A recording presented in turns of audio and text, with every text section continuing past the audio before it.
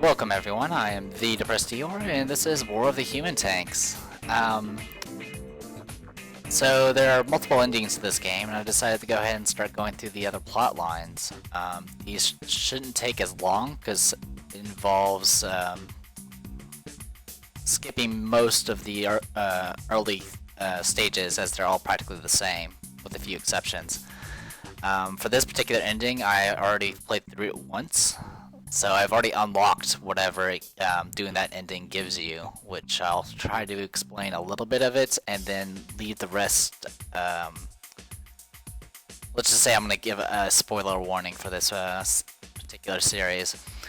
And for the future ones, you probably won't have to worry about it. But I played through this particular plot line just to see if it was worth doing a Let's Play for, and I think it is. So the way it works to get these other plot lines is you generally there's an ending where you win all your battles, which is the one I did originally, and then there's one where you have to lose certain battles and win others and so forth, and it'll take you down other plot lines, which is kind of interesting. It did mention that if you lose certain battles, it'll take you down different paths. Unfortunately, despite that hint, there's only so many battles that will actually give you either a different path or it won't harm you in the end. Because some battles, if you fail them, you get a game over, and that's it. So it's a little unclear. So I kind of had to look some of these up, and I've just been working from there. Anyway, to give a quick recap of what's going on here. We have taken the Okawahara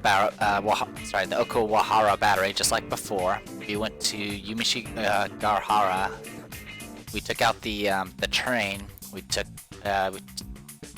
over Castle Matsumoto. We went to the beach, defeated the units there, and we just encountered Mio for the first time and defeated her. And that's where we are. That's where we left off. We're actually going to be heading towards the tunnel, where we will encounter Mio again. Now for this fight, I'm going to purposely lose it, because losing that battle will actually take us down a different plot line, and that's when the new stuff is going to start to happen. So this particular battle is going to be kind of just a quick and easy one, and we'll go from there. Now, I'm going to go ahead and warn you ahead of time. Whenever I'm going through unit info or I am deploying tanks, if you don't want any spoilers, I advise you not to pay attention to what certain takes I have. Just like in the first playthrough I did, I unlocked Mio at the end. Spoiler warning. Actually, sorry. If you guys haven't seen my first playthrough, go and watch that. Now, you watched it? Good. So at the end of the first playthrough I did, I ended up unlocking Mio, which I'll go ahead and show her off. And doing this particular playthrough that I'm doing now, which I've already done, I've unlocked another tank, and she is in my army now, and there's no way to really get rid of her, because she, just like Mio, she has that scarf that makes it so it's impossible to kill her. Well, permanently kill her anyway. So she's going to be on my list. So I'm going to go ahead and well, first I'm going to tell you another spoiler. Heshiko. In this particular plot line, Heshiko will be upgraded. It's more towards the end, not a big deal, but it's something I can't cover up because I always use Heshiko. And I'm getting messages, and I'm just going to ignore them. Anyway, so right now Heshiko's going to look a little different. I'm not going to go into details about her stat increases. Just know that she's been changed a little bit, and I will explain when it happens. If it doesn't pop up, it may pop up. I don't know. I haven't done it. I've never done a plotline this a second time in a row.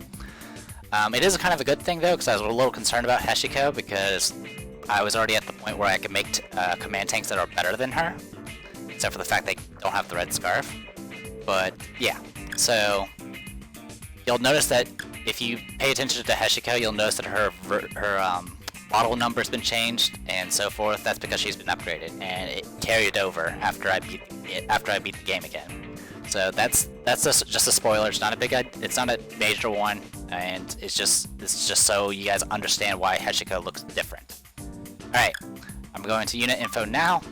Tank. As you can see, yeah, Heshiko is a different version number. I'm not going to highlight her. Well, I'll highlight her for a little bit there. So you can see the icon, she's different. If you paused, you can take a look at her stats. Not a big deal, I don't care.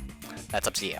Alright, now I'm going to go ahead and tell you, if you guys do not want any risk of seeing a spoiler, avert your eyes now. Alright, I'm scrolling down, scrolling down, scrolling down. Okay, you can look again. Alright, so this is Mio. This is who we unlocked last time. As mentioned before, she has a dimensional katana. She's considered a... Yeah, she is considered a shock unit. And she starts out with a red muffler, which makes it so she can never be permanently destroyed. She has a black coat, which is very similar to the Imperial Overcoat. It gives her a chance to evade practically any attack. And I also equipped her with Cola, which gives her +1 movement and +1 speed. Yeah, it gives her +1 movement, +1 speed. So her base stats is 2 movement, 2 sight range, 3 speed, 3 scouting range, 1 scouting area, and she has a shot area of 4 hexes outwards, which is not entirely correct. I think it's actually 3 outwards, but I will show off Mio once I do an actual combat. And then I'll probably not use her because she's kind of overpowered. She's a 4 hex sized unit that has evasion on all of those hexes. Okay. Besides that, there's not much else I need to go over. I do have a new, what do you call, assault tank. All it is just like the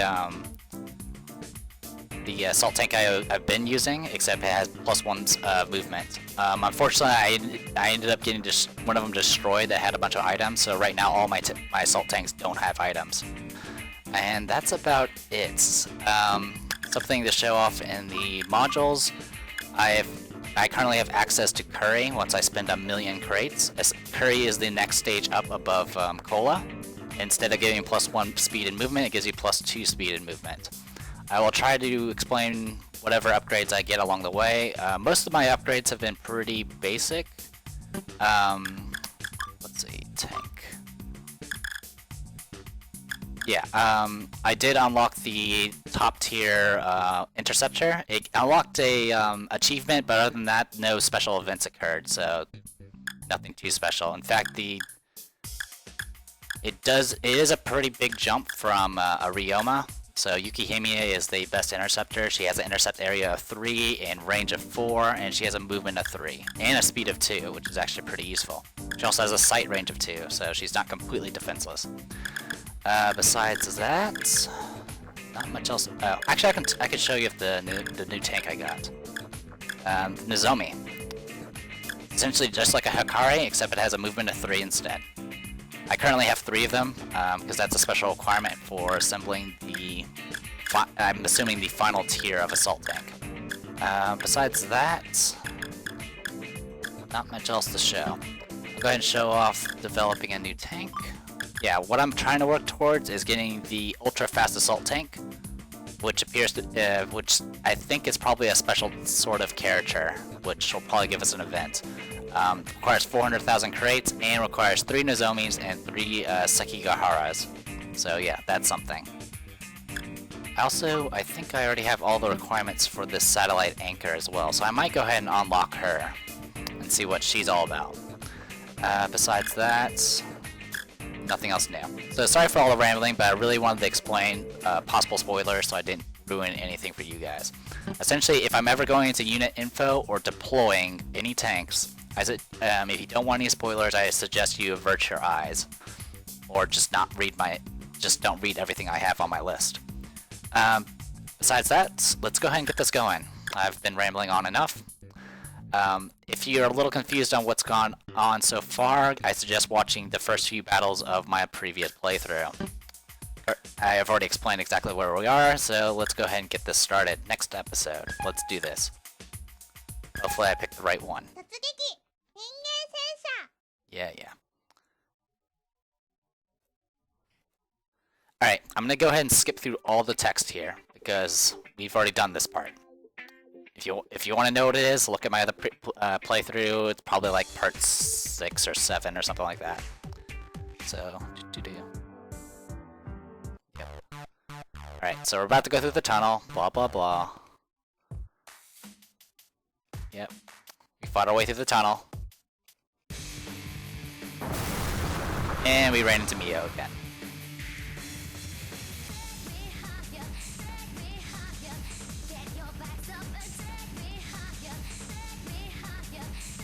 Yep. Now we know it's Mio. Okay. You guys should be fine for this one, because I don't actually need to put anything besides Heshiko. Go. We got Heshiko.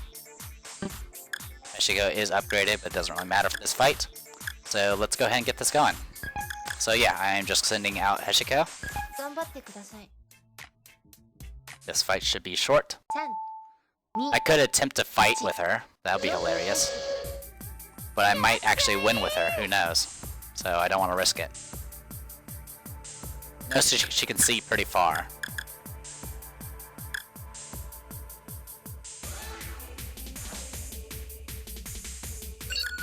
Actually, let's find out how far we can get.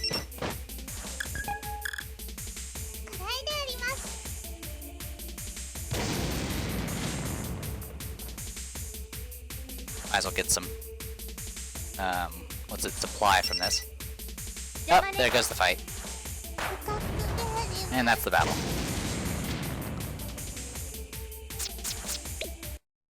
Crushing defeat. This means I lost really badly. Oh, I did get some salvage out of that. That's good. If you don't kill anything at all, you pretty much lose. You don't get anything, really. If you just want to kill yourself, you can just target yourself and shoot yourself. You can actually do that with any unit, essentially. With the exception of samurai units. Alright, so that's that. Weak, you're so weak, Shotaro. Mio, why are you trying to kill me? The reason is obvious, Shotaro, you betrayed me. Big Bro wouldn't do such a thing. Some of this text might be repeated. There must be a misunderstanding. Shotaro, this is my last warning. If the Imperial Army keeps on invading through the Northern Pass, I, as a Royal Army Commander, will be standing against you. Lieutenant, Mio's attempting to get away. Wait, Mio! Next time we see each other, I will take you down with all my might. Oh no, but why? Mio. She's alive.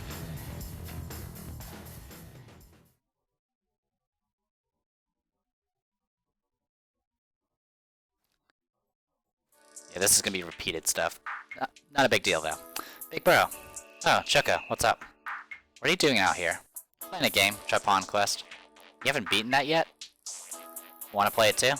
No, not now. What's going on with you? It's rare to see you in such low spirits. She's alive. That Mio. Oh, she's bothering you, huh? I thought she got killed by the Royal Army back then. I have no idea why she is coming after you, even though she's supposed to serve you. That really eats away Choco's confidence. You're not the sort of person to be depressed over something like that, are you? That's so mean. I might have given her an order when I almost got killed back then. What's that supposed to mean? She's trying to kill you because you ordered her to do that?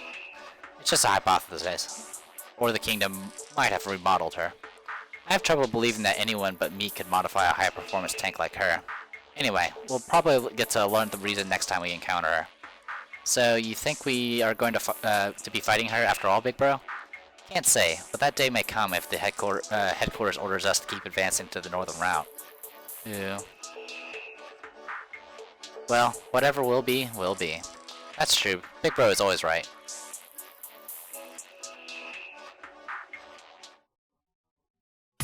Alright.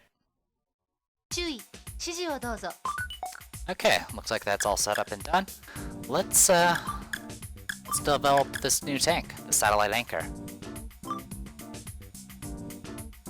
Oh, never mind, I can't, because I don't have enough units. Okay, then I guess I'll just be saving my, units. I thought I had the requirements, but I guess I misread this. I need 4 Gontas and 4 Hachis.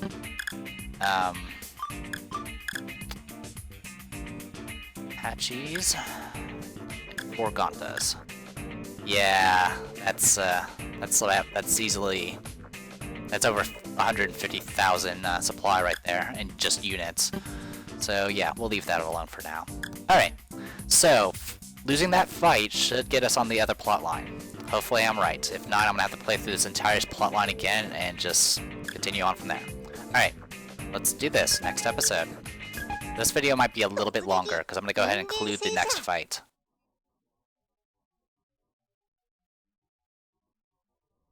Skip that. Episode 8, annihilate all stray tanks. Is this a repeat? Oh, yes it is. It is a repeat. So, I guess I will be calling this a video because I am repeating. This is the fight involving the rogue tanks in the jungle. This is exactly the same as the last time we went through it. So I'm going to go ahead and call the video here. And when we come back, I will hopefully be continuing on to the next plotline. Actually, no. You know what? I am going to go ahead and show this fight. They're playing baseball. Change the plans, guys. Sorry, I'm kind of shooting from the hip here. Alright. Yeah, poorly organized units, not a big deal. Alright. Avert your eyes.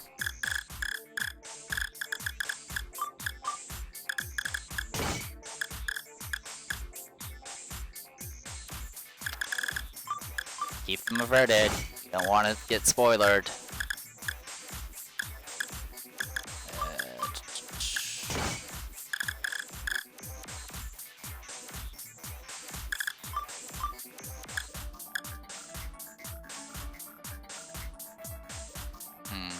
Just trying to see how I'm going to do this.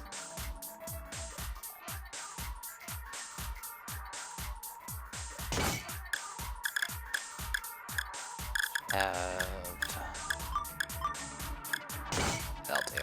Okay. You can look now if you didn't want to see spoilers. Okay.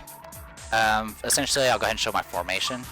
I'm using Sagao, Himawari, Heshiko, Goharu, and Mio. I'm going to go ahead and use this fight to show off Mio, and then I probably will not use her after that because she is pretty powerful. She is actually kind of hard to use, though, to be honest. Alright, let's, sortie.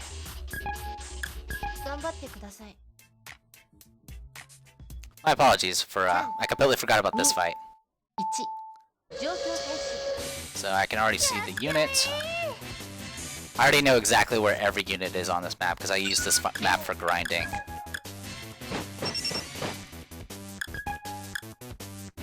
I'm gonna hit my own unit. That's fine. Yep, remember this attack? That's what her dimensional sword does. It's a 2 wide. Well, it goes out 3 hexes in 2 wide, 2 hex wide lanes in all 4 cardinal directions. Pretty powerful.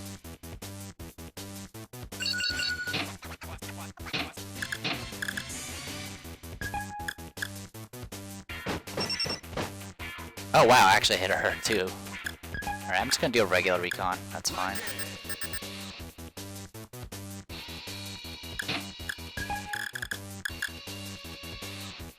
Got a few options here, don't we? Okay, take out that. I'm not too worried about losing my scout. I do have a life insurance thing on her. Those things only cost 10k a pop. It's not that expensive.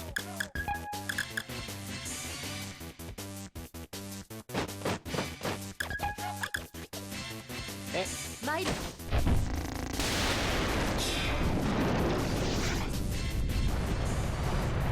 Yeah, the thing that makes her Mio kind of hard to use is simply because it's very easy to hit your own units, if you're playing it on very narrow maps or just in a map that has a lot of enemies in the way.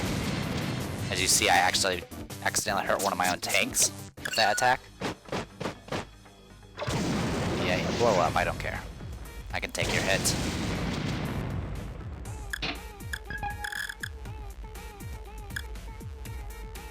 You guys. Sorry for skipping through it, not a big. Just trying to get to the next storyline.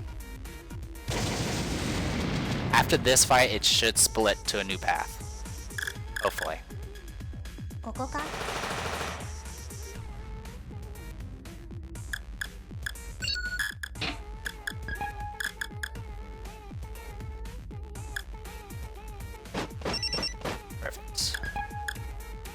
you guys.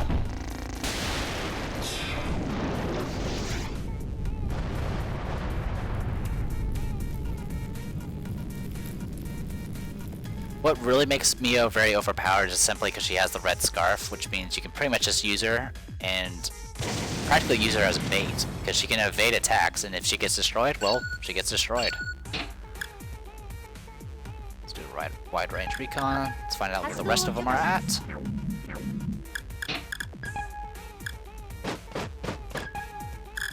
And this should end the fight.